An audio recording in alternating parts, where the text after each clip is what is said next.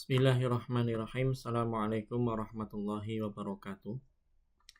Baik, pada kesempatan kali ini kita akan mempelajari bentuk decision making, pemilihan. Kalau pekan kemarin sudah mempelajari fungsi if, kemudian if jamak, kemudian if else. Pada hari ini kita akan lanjutkan pada fungsinya juga sama, cuma ada sedikit perbedaan dari fungsi if else, yaitu fungsi switch case. Jadi dalam bahasa C ini tidak beda jauh dengan bahasa pemrograman yang lain. Jadi switch case ini salah satu bentuk struktur kontrol untuk memilih ya, atau seleksi dalam bahasa C yang digunakan untuk memilih salah satu bentuk blok pernyataan dari beberapa kemungkinan berdasarkan nilai sebuah ekspresi. Nah, berbeda dengan if else yang menggunakan kondisi logis, ya benar atau salah, maka di dalam perintah switch case atau dalam bentuk kasus switch case, ini hanya cocok digunakan bila keputusan didasarkan pada nilai konstan atau discrete. Jadi ada nilai-nilai yang dimasukkan ketika pilih ini, maka pernyataan akan dilakukan. Ya, misalkan bisa angka, bisa karakter, bisa hasil operasi integer sederhana. Nah, bentuknya ini seperti ini ya. Jadi ada switch, ekspresi. Nanti kita tunjukkan contohnya, ekspresi, kemudian case. Nilainya apa? Jawaban. Ya, nilai 1, nilai 2, nilai 3. Defaultnya ini juga sama, yang kalau tidak terpenuhi 1, 2, 3, maka defaultnya akan pilih yang pernyataan ini. Nah, di dalam algoritma ya, maka ekspresi ini adalah beberapa menu istilahnya. Nanti kita tunjukkan dari ekspresi, kemudian case 1 kalau dipilih maka kode blok 1 dijalankan. Kemudian case 2 yang dipilih maka kode blok 2 dan seterusnya. Nah, sebagai contoh ini ada program C, fungsinya adalah untuk sebagai menu kita ingin membuat sebuah menu, beberapa menu, ada beberapa pilihan yang nanti akan dipilih oleh user. Ya, kita namakan di sini program menu sederhana, ada tambah, ada hapus, ada tampilkan data, ada keluar, ya. Kemudian si user akan diminta untuk memilih menu 1 sampai 4, dipilih nomor berapa. Nah, karena ini adalah si user akan diminta untuk memasukkan bilangan genap, maka kita deklarasikan variabel integer, ya, integer dengan nama menu. Jadi nanti menu itu akan menyimpan atau sebagai variabel yang akan memuat beberapa istilahnya ini ya, menu ya, 1, 2, 3, 4 itu sebagai jawaban yang diinput oleh user dengan kategori integer yang disimpan sebagai variabel menu. Nah, yang ini akan menjadi sebuah ekspresi. Ya. Apa yang dipilih, apakah 1, 2, 3, di sini konteksnya adalah 4, ya. Jadi kita buat ini case 1 perintahnya adalah menampilkan Anda memilih tambah, Anda memilih hapus, Anda memilih tampilan data, ya.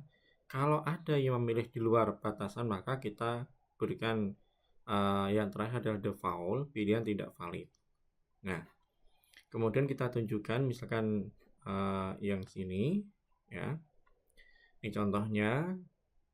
Jadi seperti biasa, include stdio.h, kemudian integer min, kemudian diakhiri dengan return sama kurung tutup terakhir ya. Nah, kemudian teman-teman harus perhatikan kita tidak boleh salah dalam menulis huruf, besar kecil diperhatikan ya. Setelah kita tuliskan seperti ini, maka kita akan eksekusi, compile, kita cek ya. Di sini semuanya tidak ada masalah ya. Dalam compile itu kita bisa menggunakan icon yang sebelah sini. Ini juga sama ya, ini adalah compile, kemudian sebelah kanannya adalah run. Kita pilih. Nah di sini saya lupa ya, karena antivirusnya harus dinonaktifkan dulu. Saya nonaktifkan dulu.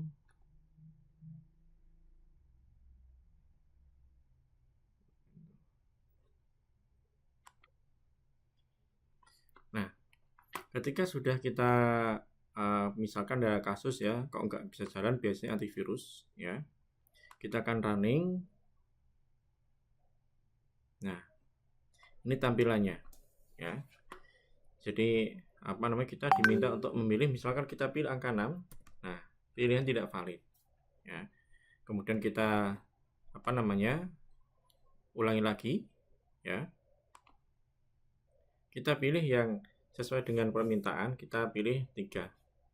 Nah, Anda memilih tampilkan data sesuai yang kita tuliskan. Jadi kalau yang dipilih adalah angka 3 ya, maka di sini kita berikan 1, 2, 3 sesuai dengan yang kita inginkan. Kalau dipilih 3, maka perintah komputer akan mencetak Anda memilih tampilkan data. Itu. Ini contoh sederhananya seperti itu. Jadi menggunakan discrete ya, 1, 2, 3 dan seterusnya. Nah, kembali pada materi yang kita pelajari hari ini ya. Kita bisa mengkombinasikan fungsi if dan juga dengan fungsi switch case ya. Jadi ini ada sama dengan yang sebelumnya. Jadi ada fungsi, ada if ya. Jadi integernya adalah menu, kemudian float yang akan diisikan AB, kemudian hasil sebagai variabel real. Kemudian perintahnya ada pencetak tadi ya, nama program, penjumlahan, pengurangan dan seterusnya.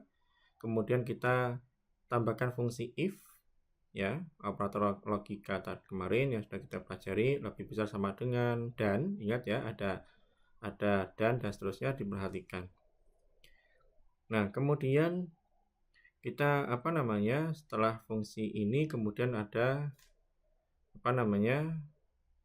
bagian switch case-nya ya, penjumlahan, pengurangan dan seterusnya, dengan syarat ya, jadi menunya lebih dari yang dipilih ya, lebih besar sama dengan 1 atau kurang dari sama dengan 4. Itu yang dijalankan. Kalau nggak dijalankan, maka ya tidak ada tidak ada outputnya itu.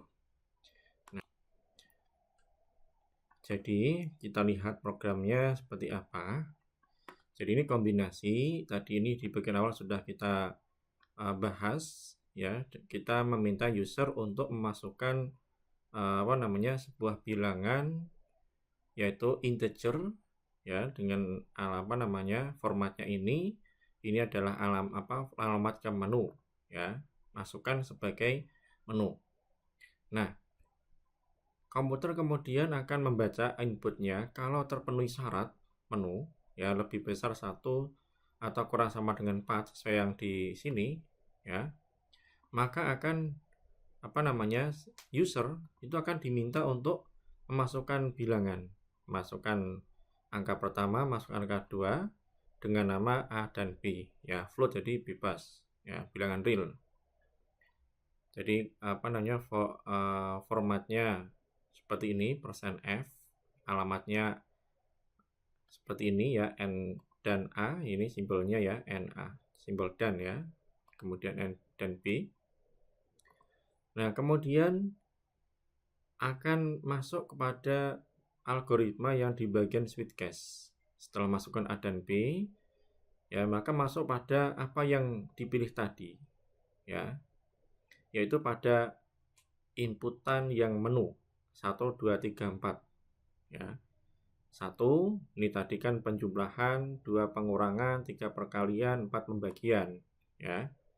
Di sini hasil. Nah, di sini kita juga melihat kalau ada variabel hasil sebagai float ya, sehingga masuk di bagian sini hasil sama dengan A plus B, A min B ya, A kali B bintang ya, maksudnya ya, tidak sama dengan ya, misalkan kok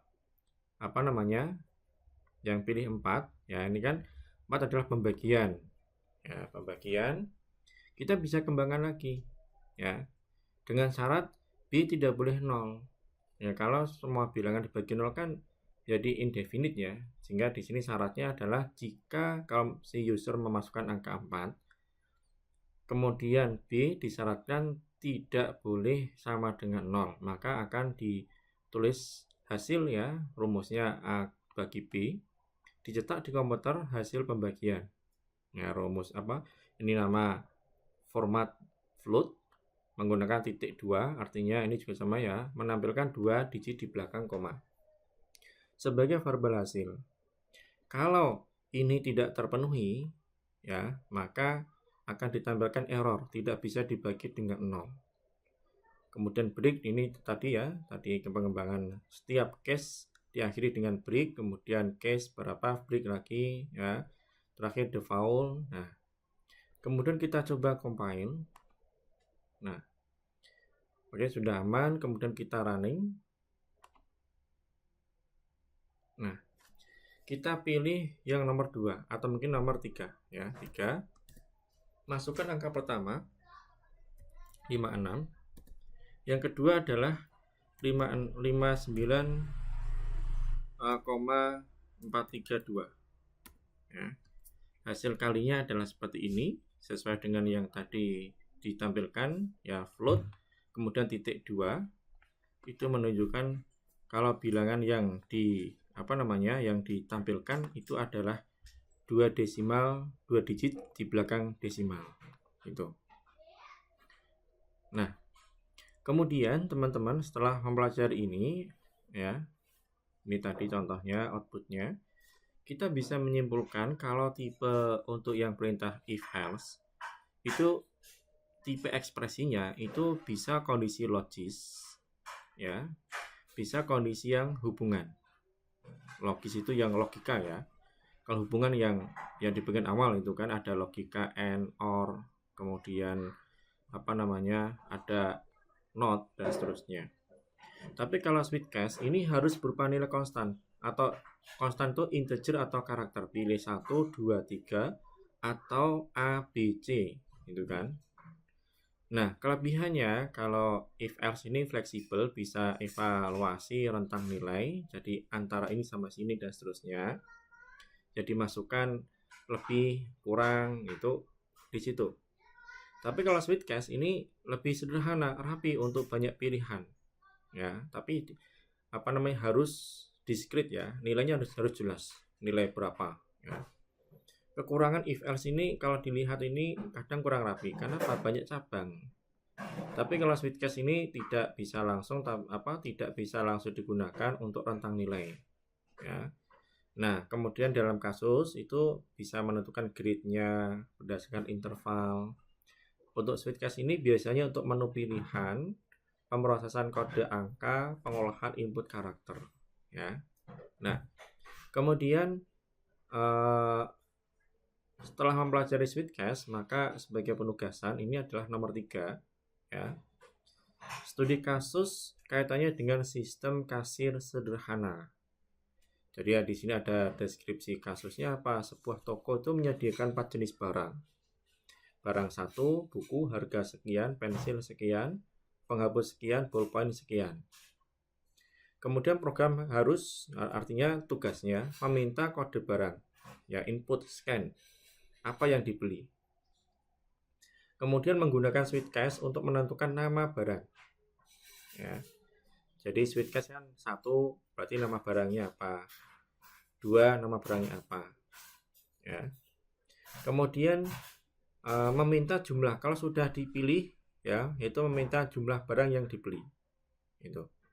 Jumlahnya 1, 2, 3 ya. Kemudian di bagian bawah nanti ada kita tambahkan dengan if else seperti yang sudah kita contohkan tadi. Kalau totalnya lebih sama dengan 100.000 maka diskon 10%.